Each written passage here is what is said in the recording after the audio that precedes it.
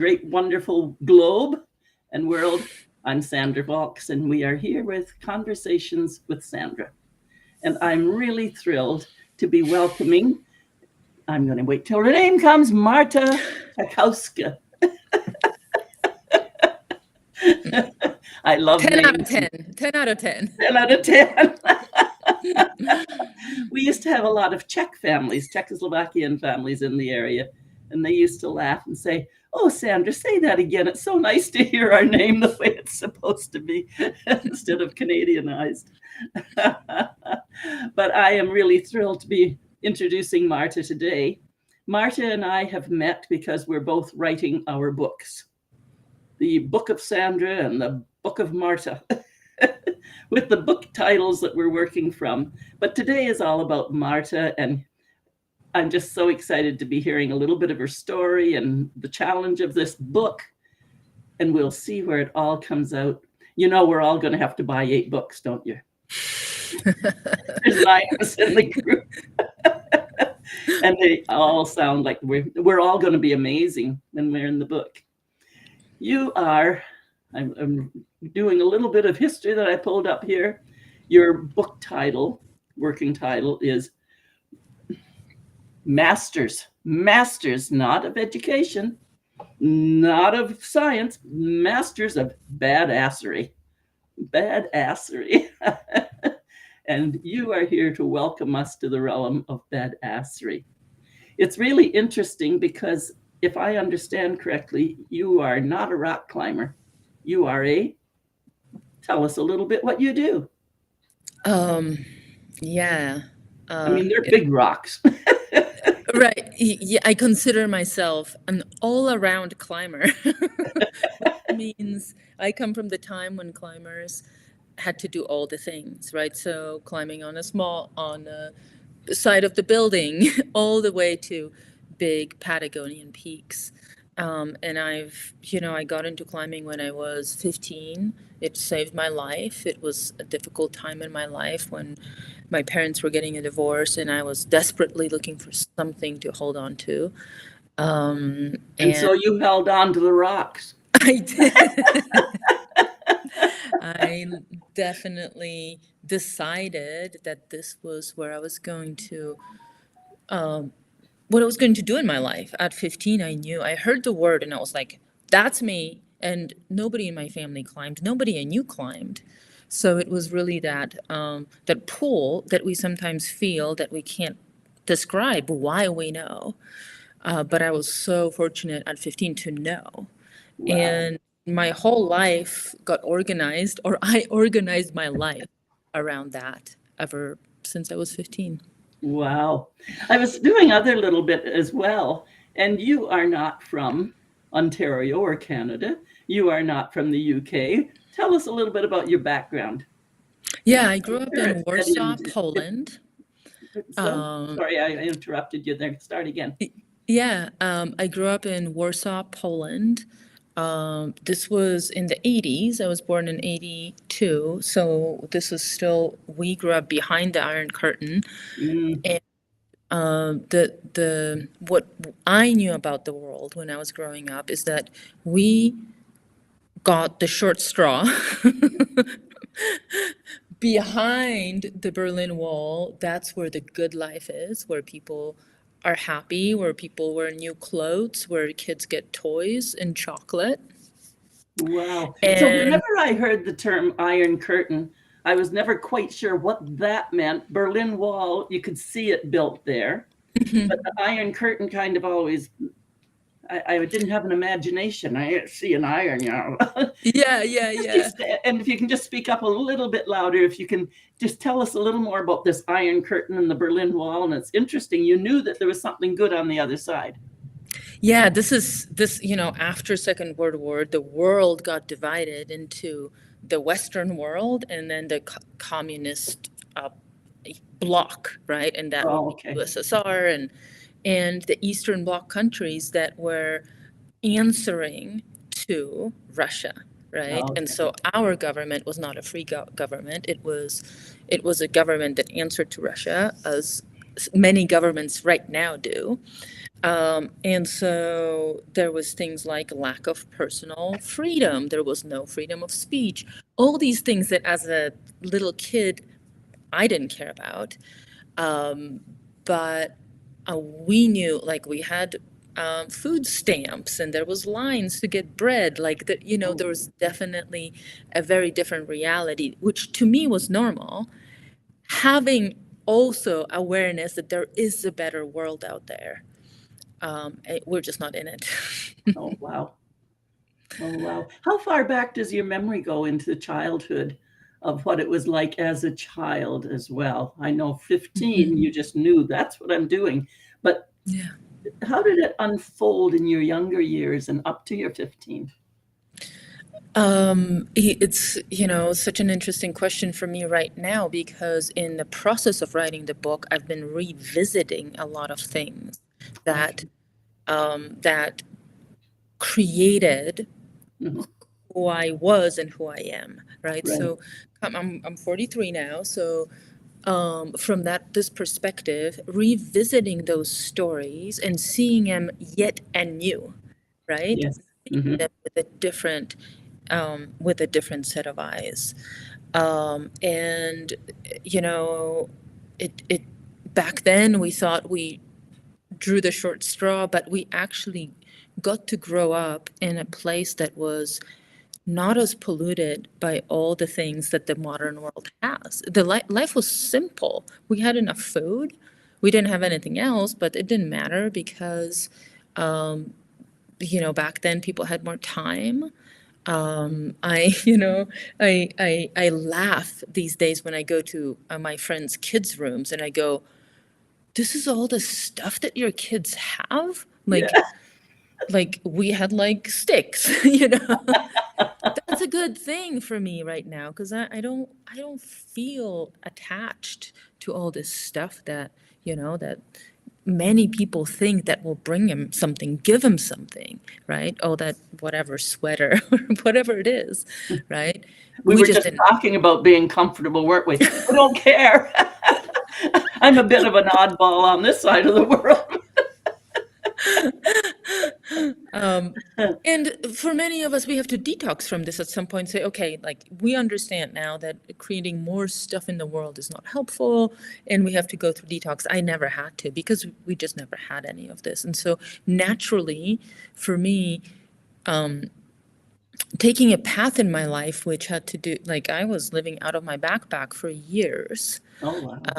because I could, because I was like, well, I know it's important to me. I'm guided to do these adventures that I want to do, and stuff is going to weigh me down. Wow. That's incredible. I find the same thing while we're creating our book, we're visiting how we became who we are. And your history and your background is fascinating for us who didn't live through that. But you're absolutely right. The detoxation that's going on for anybody that's opening their eyes and looking at the stuff that we are weighed down with. It's incredible. I still Hmm. remember my own daughter. You know, she had the toys, but she was playing with the boxes and cleaning out the cupboards and pounding the pots and pans. Duh. Right, because we desperately want something real in our life, and that you know, this is what I do in my work is working with people that a lot of them have achieved all the things that they wanted. They have it all, but they don't have what they want because what they were told is going to give them what they want. It's not. No. It's a dead end, right? And I can even take it to a different metaphor. I was just coaching with a client yesterday, and for a while she had been hell bent on climbing the biggest mountain she can. Right? She's like, no, I want to do the bigger, and then she got injured. And we're talking about this and coaching about this, and I'm like, hey, you know what's going to happen the moment you get to the top of this big mountain that you want to do? There's only one thing that's going to happen. You're going to look around and see a bigger mountain.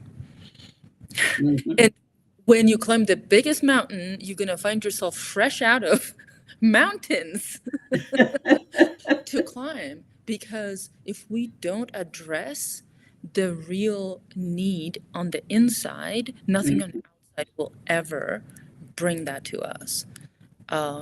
And that's including the mountains, right? Right. So I think we're keeping people a little bit in suspense here about what this badassery is. And we've mentioned that rock climbing and mountains, but you lead extreme adventures that are designed to expand mental, physical, and emotional capabilities. What do you do to people in the real world?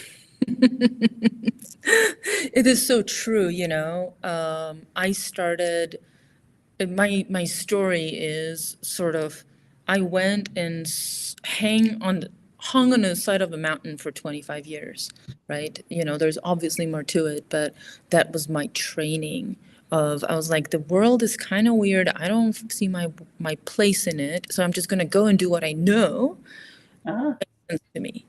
Right. And so I was doing that and it was great for a while. And then it just started feeling like I'm running away. Like, I'm like, oh, it's kind of boring. And I feel like I'm kind of running away. And this is where the huge breakthrough came, which wasn't a moment, by the way. It was a series of moments as yes, in yes. life that I am ready to start giving into the people, giving into the world, right? And I honestly, when I first felt that, I felt super, super unworthy of it. I was like, who am I to, right?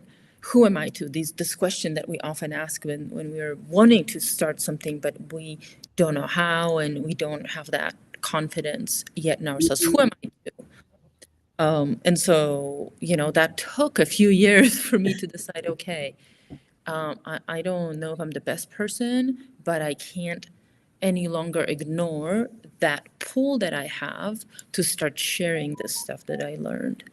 And I've experienced. It wasn't that I learned it in the book. I sat there and felt it for Yes. 25 years, right?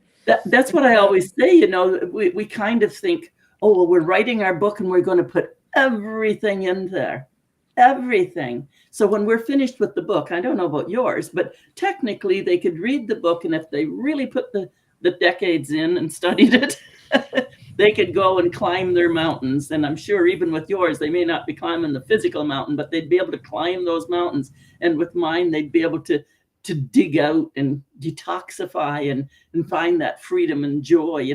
And so it's a real challenge for us just to put it all out there. Well, who's going to come and need us if we put the book out there so well they could study it themselves? But we don't, do we? Right. And there's just always so much more, and I just, it's funny because, okay, so I'm like, the way I work with people is, we talk about what it is that they're looking for. What is it that's driving them? What is it that, some women, often women, don't even yet know what their dream is because they've been taught not to have them, right? But if something is waking up, for everybody that's listening, if something is waking up, there's some voice that's saying, I want to do this, or whatever it is, I want to feel in a certain way. That's that voice that's going to take you.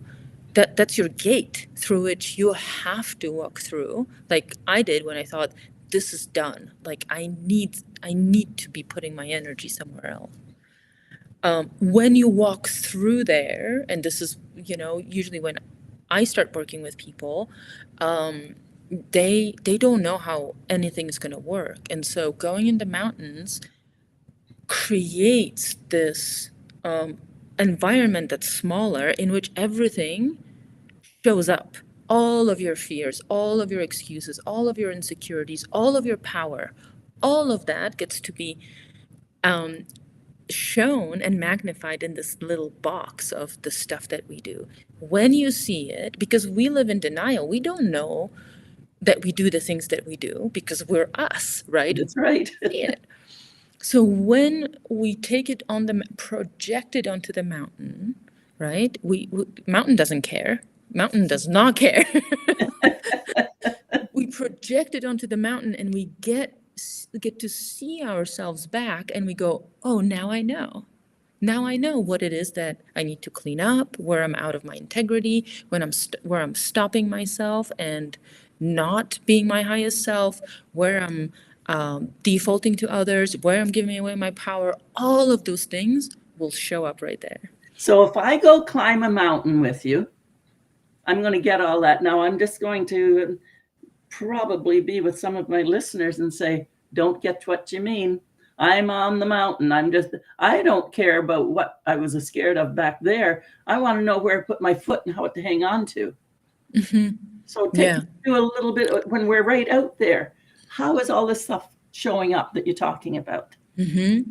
Yeah, great one. So let's say you and I go on a mountain, Sandra, and you tell me, I'm going to say, hey, we're going to go up this thing. And just a side note, I'm going to put you on something that I believe you can do, right? Because I'm the professional that's supposed to know. I'll get an idea of your capacity. Yeah, right? you're supposed to bring me home alive too, right? You will be home alive. Okay. You will be home, guaranteed. And I'm going to show you, I'm like, we're going to go here. And I'm going to ask you, what do you think? And you're going to say, I don't know. I don't think I can do it. Right? Bam, right there, there's something to work with. Okay, you don't think you can do it. What makes you think that? Right? A series of self opinions will come up that we get to see. Right? And then we get to say, hey, do you want to see what happens in real life? Right? And let's say you do, and you go up this whole thing, and you go, holy smokes, what I was thinking was not true. It was straight up not true. It was straight up made up. Wow. Because here I am, right? On the side of the mountain. I I'm might on not be at the top yet. Or whatever. I had someone I was working with, and it came out during the trip that I'm like, so what time would you like to? This is the mountain we're gonna do. What time would you like to tell your friend that this is our return time? If we don't return, then to call emergency, right? So we're talking about the logistics of this kind of stuff. That would be scary by itself. I'm just telling you, that would be scary by itself. Right. This is part of it, right? It's like there is consequences in this kind of stuff. We need to be responsible and know and communicate where we're going, when we're going to be back. And I'm like, how about 6 p.m.? And this person goes, you want me to leave at 5 a.m. and be out there till 6 p.m.? I've never been out for more than 3 hours, right? Right there, we already have so much to work on, right? Just like, all right, well, if we go out for 4 hours, we're winning because you just annihilated this self-defeating small identity that you've been carrying. Who knows for how long, right? Where else in your life do you think you can only do 2 hours of something? Metaphorically, right? Right. And so with the coaching, when we bring it all together, that up. right? So yeah, in coaching, when we get to bring all this together, it's incredibly powerful. It really, I've seen over and over how it just completely changes a person's identity in a short amount of time. That's amazing. I know people wonder about me because I kind of like adventure travel. I didn't think of it as adventure travel, but I'm a river woman. I went out on the river on the big Voyageur canoe, into a canoe with all our stuff, and it changes you. You meet the challenge. You're out there. The Spirit Quest in Peru. I mean, it changes because you do it. You did it. Yeah, and it really, for anyone that's listening, you don't need a big river, you don't need a huge mountain climbing coach or whatever. We all can make a commitment to doing something hard that's just out of our comfort zone and just do it. Like maybe it's going on that run that's a little longer. And I don't actually mean for it to be physically hard and push through or whatever, but finding something that might seem a little impossible for whatever reason, right? It's really simple, and we all know the thing. Right now, whoever's listening, the thing that you've been saying, no, I can do it. No, I couldn't do it, right? It's like that thing. figure out a small commitment on how to do a little bit of that, and your life will change. I'm just signed up for a 6 weeks declutter class, but it's more emotional. So yes, we do actually have to physically declutter, but we'll be looking at the emotional clutter that's in this head. Oh, I love it. I love that. So Yeah. there'll be my comfort zone saying, My coach, Townsend Wardlaw, wonderful man. He has a way of talking about this, which I love, which is we're so used to feeling uncomfortable when we find ourselves out of integrity, right? And integrity is me, authentically me, who I am. We're taught to be in discomfort when we find out that we're out of integrity. But the truth is, it's the other way around. When I find myself out of integrity, I rejoice now because I see where I can clean up and therefore have a more effective and more powerful life. Just dig a little deeper into that, because we don't think about, I mean, the other day I was finally the penny dropping about when I say yes to something, I'm saying no to something else. And I'm always saying yes because I like to go play. But just this last couple of weeks, I've been realizing, oh yeah, then I'm saying no to something else. But it's almost like that integrity. That's why it came to my mind. Take us a little deeper into that. Well, how do you know when you're integrity and when you're out of integrity? First, let's go to the real basics. Very easy way to tell you're out of integrity is things don't work in your life. And again, I really want to take away the emotional charge that being out of integrity is bad. It's not bad. It's that when we are out of integrity, when we say things and don't do them, when we don't come through on agreements with other people, we lose trust and things just don't work. So if anyone's listening and things are not really working in your life, in some area of your life, this is for you to reflect, where have you been out of your values? Where are you not living up to your values? Where are you smiling, but behind someone's back, hating it, right? And not being authentic. So the biggest gain from being in integrity with oneself, even though it might feel hard at times because it requires courage to say the difficult thing, but the big return on investment is that things start working well in your life. Right? You start going, oh, this was easy. Communication is easy. Relationships are easy. Wow. And that's a win. Isn't that a win, right? And I just want to say another sentence in there, integrity being you truly aligned with your higher self.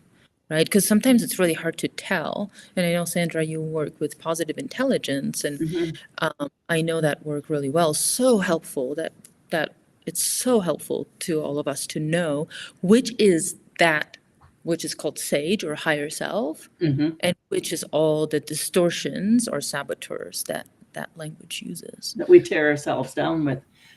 Yeah. I used to struggle around this idea of integrity because, I mean, I knew, well, yeah, when you say you'll do something, do it. And otherwise there's going to be trust. And who do you trust? Well, am I to trust someone else? I have to trust myself that I'll be okay if somebody else lets me down. So the trusting, I dug around in there. And then at one time I was digging around on this integrity. And in the world of bridges, a bridge is out of integrity if one bolt is loose, because it's weak and that it will threaten the bridge. Correct. And so I thought, oh, that's out of integrity. It's out of alignment. How do I put that into me to understand that here? And so when my stomach churns, I don't have to go and throw up. I don't have to react. I have to notice my stomach is churning. What's coming up behind me? Why am I getting scared about something? Because you start to know your own body. And I think that's what I'm hearing from you. When you're out of integrity, not only is life maybe not working, but that's so big we may not notice it or nail it down. But if you're feeling sick, or you're gritting your teeth, or you're holding your hands tight, there's something not sitting right. And that then, under both our definitions, I think, becomes out of integrity, out of ourselves. Am I right? Or is that? I love that you brought that, because what I also want to say is that integrity is a mountain without a top, which just means that we can never be 100% at all times in integrity, right? We are always aspiring to, like, if that's what we aspire to, obviously, I am aspiring to be in integrity, and I'll find myself out of it, which is why I rejoice. Oh, I'm out of it. I get to clean up. Bam, I'm so closer, right? So it's flipping the game and rigging it in the way where I can actually, the work of becoming more aligned with myself brings me joy instead of punishment. Oh, I screwed up again. Ooh, that was bad, right? Because this takes us down to guilt and shame, which are low vibration emotions. And it's so easy once you start doing it. It's so easy to say, "Oop, that words came up. Oh, I did that. Sorry about that. Let's clean that." And once you start to just clean up, I mean, being human is so much more fun when we're just allowing ourselves to be human instead of some phony that's trying to look like something that we don't even know what that is supposed to be. But Well, I'm going through something right now personally that's very difficult, and I'm seeing that I'm looking at the story and I'm like, ooh, I see that I've made some mistakes. It's hard to me to love myself in there.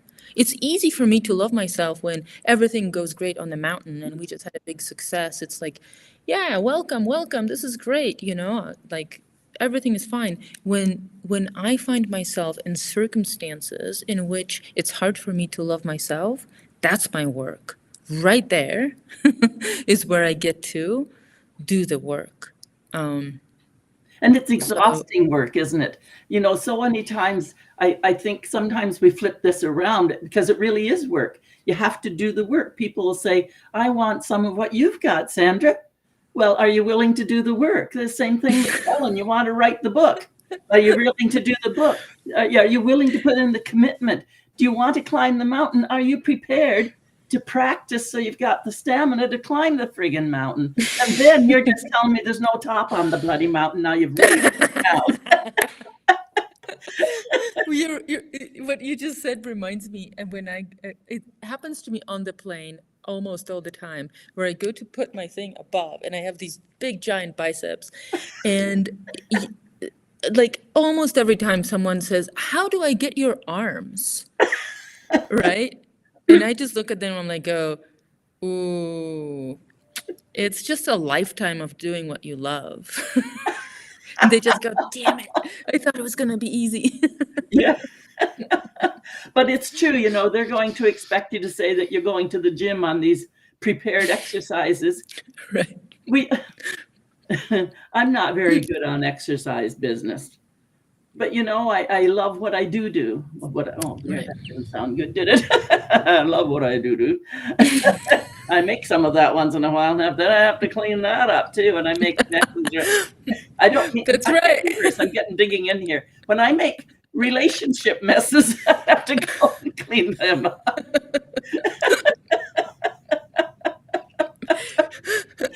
All right, it's getting better and better. Now back to the mountains.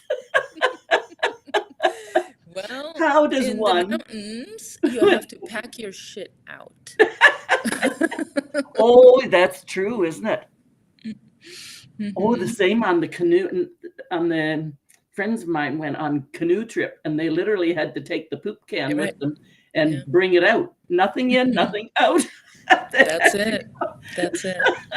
Yeah, talk about cleaning it up and looking at all the things we don't want to look at. Like, nobody likes to do that, right? Yeah. But we just do it, and it's fine, right?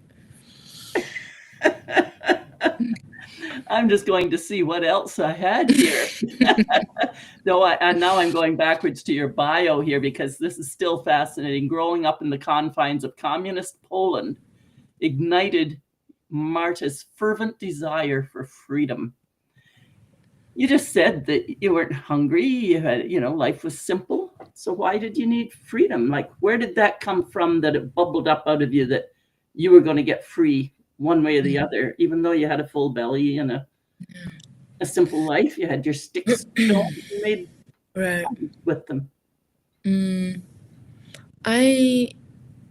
I think it was a combination. Like when I was little, my country completely fell apart. They were like, okay, we have this system, and then the next day they're like, we have a different system.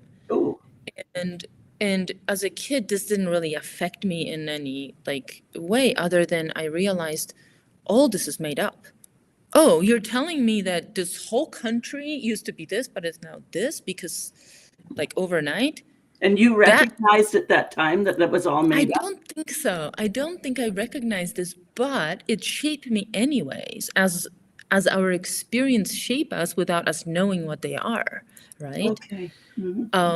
Because I remember going to high school and people were like, "Oh, I want to do economy major. I want to be a doctor," and they were like thinking that this will put him on some sort of like certain line, like that means I'm going to have this kind of life. And I was like, you're kidding yourself. Everything is changing all the time. Like, how do you know that this will gonna, like, I remember thinking that as a teenager. Oh, okay. And I remember looking around, looking at my parents' life and looking at their friends' life and looking at all the lives and going, it ain't gonna be me. I don't want this. Like, this is So this is not when you what I were kind of want. 13, 14, and 15, when you were recognizing this is Yeah. And so then I got some chances to break out and I followed them because I, I don't know how, but I knew that my personal myth, what I need to do in the world, my purpose, and I didn't know those words back then, no, we don't know but this. it was pulling me. It was saying, go there. The desire, the fire was pulling me somewhere. So when you're saying that you were escaping, were you literally escaping out of the communist country and getting out? I don't know. No. Okay, so Yeah, this is a figure of speech all right. with, I mean, I was able to get a student visa when I came to the United States and, Okay.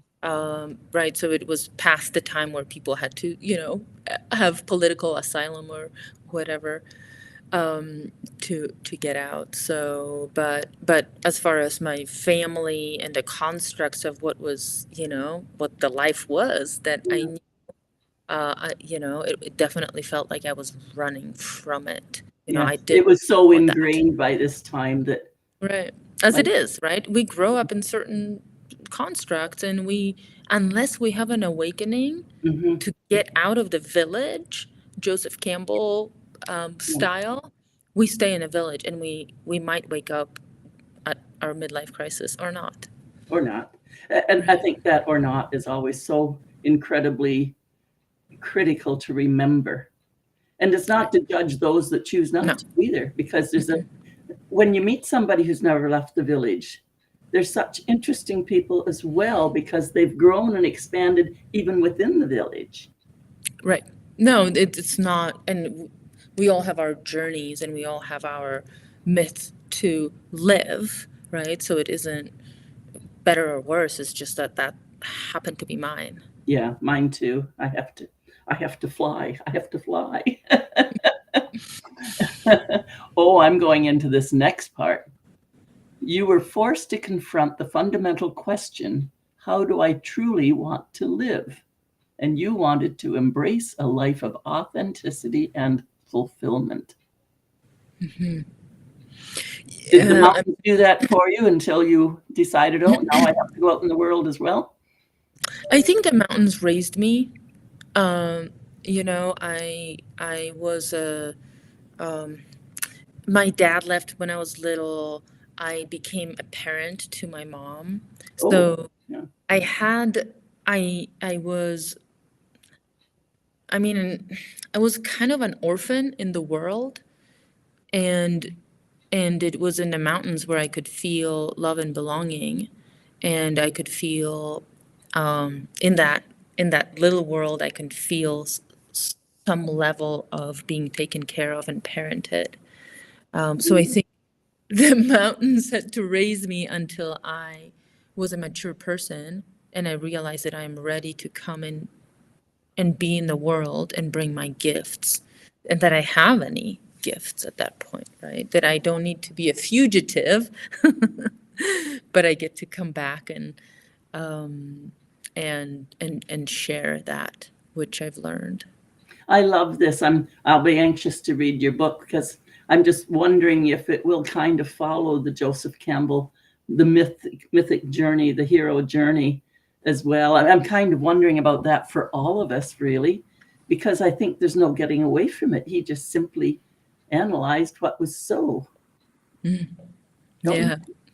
I love this quote. I say it to myself a lot, that at the end of all the journeying, we'll discover that we have gone nowhere, that we're right back where we started, and that we already always had all that it took, but we just didn't know it. And that's why we had to go and get out there. And I think that happens in our lives on many, many levels. And so it really doesn't matter where you journey to.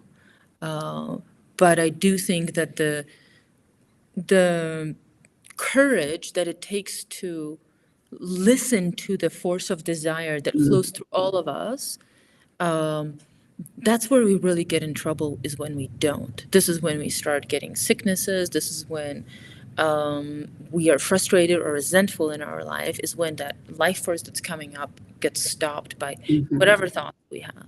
And that's exactly what will be happening in mine too, when you come to that breaking point. And I thought first it was kind of going to be a book around my divorce, but it isn't. The divorce just happened to be my breaking point. But somebody else's breaking point might be PTSD, it might be whatever has occurred. So it's really interesting as we develop our books and our stories that we're adjusting them and changing. The story won't change itself, but our perspective and our path through it, I think, is going to be really, really interesting. I want to see what else was here.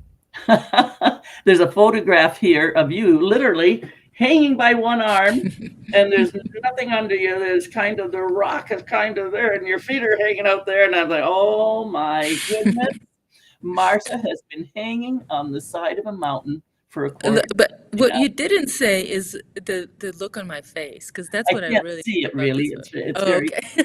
You're very small on the side of the mountain, which is appropriate, right? Can't see. What's the look on your face as you're hanging on the side of the mountain? I'm just so happy. Just so happy. Just so happy, right? Just so happy. Hanging on the side of a mountain for a quarter century now, she has honed her ability to push boundaries and overcome challenges. What does that speak to? Of course, you say it, you know what it means. We read it and let our minds say, what's that mean? Yeah. Pushed. I mean, you got into the world. This